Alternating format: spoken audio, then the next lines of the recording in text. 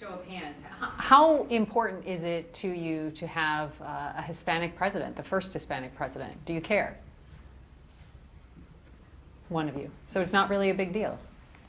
It's more about who can get the job done. I want the most qualified. The most qualified. Yes.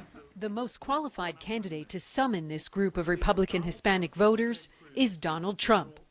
My fellow Trumpsters are equally excited. We haven't been this excited about an election in a long time. On the eve of Super Tuesday, we gathered these Hispanic voters at Southern Methodist University in the heart of Dallas, George W. Bush country. Turns out, not only do a handful of them like Trump, but they've hardly been offended by anything he said.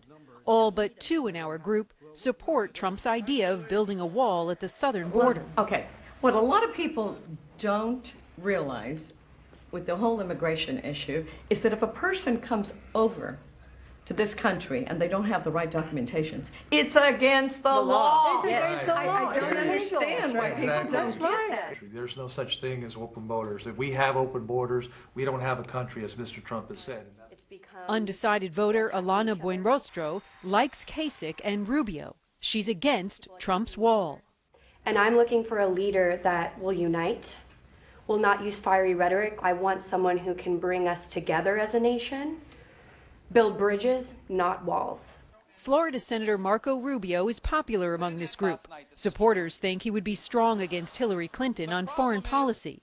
Delia Reyes also likes Rubio's immigration plan, which doesn't include mass deportation.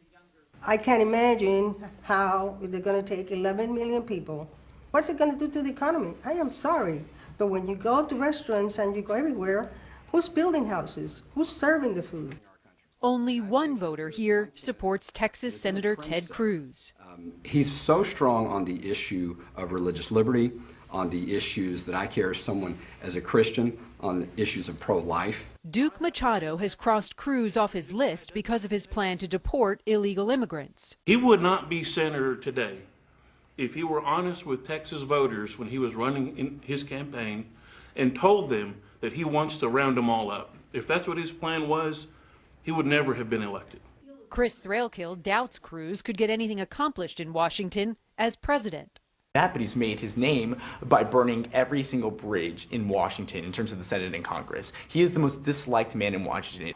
And if, in the end, Donald Trump is the Republican nominee, this Rubio supporter vows to skip the Republican ticket. You're saying you won't vote for Donald Trump if he's the nominee? Absolutely not. Why not? When you look at him in debates, as a man who is very thin-skinned, very emotional, in terms of being the commander-in-chief, being the guy who has the trigger on the nuclear weapons, I would rather have Hillary Clinton have those judgment calls than Donald Trump, frankly. I don't think he has the emotional capacity to do those things. Wow. Oh, Randy joins me now from Dallas. Did you find anyone else in that group of Republican voters who would not vote for Trump if he's the nominee? Because they seem to react very sharply to him.